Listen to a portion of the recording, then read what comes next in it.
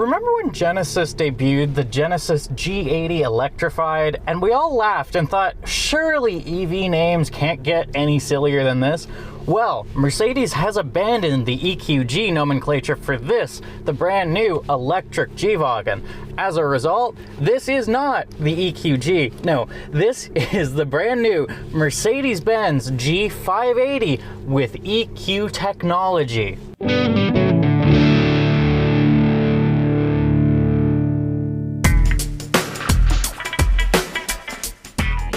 Well, it's taken a bit to get here, but at long last, the all-electric Geländewagen has landed. And boy oh boy, does it have some party tricks. 579 horsepower, 859 pound-feet of torque. This 3-ton SUV carries a lot and rides even heavier. But it's also not actually that far off from what you get in the normal G-Wagon. So how do you go about electrifying one of the longest running nameplates in the automotive industry? More importantly, how do you go about doing that without compromising its very specific original intent? Well, this here G-Wagon takes an interesting and honestly refreshing approach to both of these questions. This thing is not reinventing the wheel. It's not the Hummer EV built from an all-new skateboard platform or any of that. It doesn't weigh 4¼ tons like the Hummer EV. No, this just fits a battery between the existing ladder frame rails. That's it. Okay, well, that's it, maybe a bit of an oversimplification. There is a lot going on here that's actually made this vehicle what it is. But by and large, the net result is G-Wagon as usual. You still have a technically solid, albeit different rear axle. You still have the ability to make sure that all 4 wheels lock up and sync together. You still have that modern comfort and ride that the lifestyle reorientation of the G-Wagon has taken on. And then of course, you've got that same old high-riding, high-status presence. The Geländewagen has been around since 1979, but it's seen some pretty significant evolutions in the years since.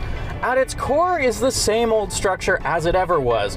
4-wheel drive, all your locking differentials, high riding, strong approach angles, boxy styling, and generally a rather utilitarian approach to its construction. These things are still built in Austria by Steyr.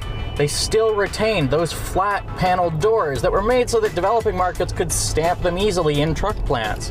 It's got those round headlights. It's got all the identifiers that you look for, whether you're into the classics or whether you like the Beverly Hills AMGs. The family took a pretty significant step in 2018 though, fully embracing its new lifestyle orientation, and while you can still get your modular utilitarian workadays, these things really are meant as a luxury flagship and status symbol these days. Now in 2024, Mercedes is presenting this with a significant facelift. They say it's all new, it isn't really, although of course this electric powertrain most certainly is. New this year, we've got revised A-pillars. We've got a whole bunch of aerodynamic improvements that make this thing even quieter, whether it's gas or electric. We've still got that unpleasant MBUX system here in the middle. It sucks. Hopefully they remedy that before too long because it sucks. And then of course Mercedes' very strong suite of standard, in this model, active driving assists. That's lane keeping and following with a very steady active steering assist. That's adaptive cruise control. That's blind spot indicators and 360-degree cameras and parking assistance and all of the rest. It's also some proactive safety kit, the ability to close the sunroof, to pre-tension the seatbelts if it thinks you're gonna go off. And then there's even cleverer new stuff. Mercedes touts that if the new G-Wagon detects that it's about to have an accident, it will trigger a sound frequency through the speaker system, which reflexively closes certain muscles in the ears, which should dampen the harsh sound and loud volume of a collision and all the clamor that goes with that. It is the sort of thing that feels like they are running out of ideas for things to innovate, but it's interesting nonetheless. Of course, the big news is the electrification. Down there between those ladder frame rails, we have 116 usable kilowatt hours battery capacity. We don't actually have NRCan estimates yet, but we're figuring a number in the high 3s. This is a figure that we're extrapolating from an EPA estimate of around 240 miles, or a WLTP figure of a very ambitious 473 kilometers. North American test cycles are more rigorous, so that figure toward 380 should be what you look toward in optimal conditions, but of course, your mileage will vary. That range is delivered through a 400 volt architecture, and very uniquely here, and second only really to the Rivian it seems, is a quad motor setup. There is one motor for each wheel in this vehicle. This is very unusual. It means that all of your all-wheel drive, all of your differential control, all of that is simply done by controlling the individual motors. That also means we have so much power. That's where we get the 579 horsepower, and especially the 859 pound-feet.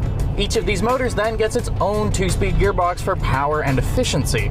These can shift or disconnect on the fly to freewheel for efficiency or to make the most of that off-road torque in low ranges. Important here too, albeit sort of a given for this sort of powertrain configuration, is what Mercedes calls its virtual diff lockers. Get into the rough stuff off-road, and if one wheel loses traction and starts spinning really fast, it can simply put power to the other wheel instead and stop wasting it on that freewheeler. Now, the really perceptive among you may be wondering how it is that those motors are positioned. You see, if Mercedes were to use the traditional solid live axle that they do on the regular G-Wagon, that would mean a lot of weight on that rear axle. That would also mean they would have to run cables down to actually power them, and bouncing up and down, all of that flexion would gradually degrade that copper. As a result, all of the motors are mounted up in the ladder frame. That's no big deal up front, of course. It was already just independent front suspension, easy to drop down. At the back, though, they're mounted up high with drive shafts coming down. Maintaining that solid axle character, though, is a slightly different form of solid axle, a de Dion setup. This is the sort of thing that you may have seen under older Alfa Romeos. It keeps things very square and very solid, but keeps a lot of unsprung weight off of the axle itself. As a result, this thing really just drives like a usual Geländewagen. It's big, it's heavy, it's a little bit roly-poly. It's also very soft, it's responsive even though the steering is absolutely dead. It's just an easy vehicle to drive, and of course, you feel pretty big doing it too. On-road braking, of course, is tremendous. Up front, we have enormous rotors. They're 32 millimeters thick. They're huge. The back, too, the brake rotors, they're almost an inch thick. There is so much brake under this. This is a car that feels steady and responsive on the road. I'm really surprised by this. I'm also feeling rather emboldened for the off-road stuff.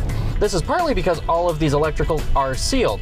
That means that you can actually forward even deeper in this than you can in the gasoline car. Some 15 centimeters deeper, in fact, for a full weighting depth of 85 centimeters here in the electric G. For breakover as well, we've got a lot of shielding underneath. Those batteries are, of course, vulnerable. You do not want to pierce one of those lest you have a jet of flame come out from underneath the car. Mercedes' answer to this has been to fit a big armor plate. It is again just over an inch thick actually, but thanks to its sandwiched compound of a bunch of different materials, it's actually still a third the weight of what it would have been if they had used simple mild steel. It still isn't light, of course, 127 pounds. But when you realize that it could have been somewhere toward 400, that is pretty impressive weight savings. The final impressive point to emphasize here, though, is the electric efficiency. This isn't an efficient vehicle by any means, no. We are currently registering 30 kilowatt hours per 100 kilometers. That is thirsty on the juice. At the same time, for an electric vehicle with a battery this large, on the platform that weighs this much, and with aerodynamics that look like this, that's actually pretty respectable, and indeed significantly better than I got even in the plug-in hybrid electric S Class not too long ago. That thing, in admittedly colder temperatures, pushed toward 50 kilowatt hours per 100 kilometers. That is tremendous consumption. For perspective, you'd be looking at a figure around 19-20 kilowatt hours in an industry favorite like the Hyundai Ioniq 5. The charging can't quite match that Hyundai though. At 400 volts and only a 200 kilowatt max charge rate, that means that you are limited, albeit not all that badly. Mercedes says that 10 to 80% can be accomplished on a fast charger in optimal conditions in as few as 32 minutes. Realistically though, that will likely prove a very optimistic figure, just as Hyundai's 18-minute claim did in the Ioniq 5. We're progressing fast and far, but we still have a long way to go. With that being said, this here electric G is an excellent case study in that going electric doesn't mean you have to go soulless. This still retains a very true spirit and soul of the G-Wagon. Whether or not the spirit and soul of the modern G-Wagon are for you is another matter, but by and large, Mercedes has done something very impressive here. For Driving.ca, I'm Al Alder. For tests, specs, previews, and all the rest, be sure to follow us online on Driving.ca and check out our socials over on Instagram and Twitter.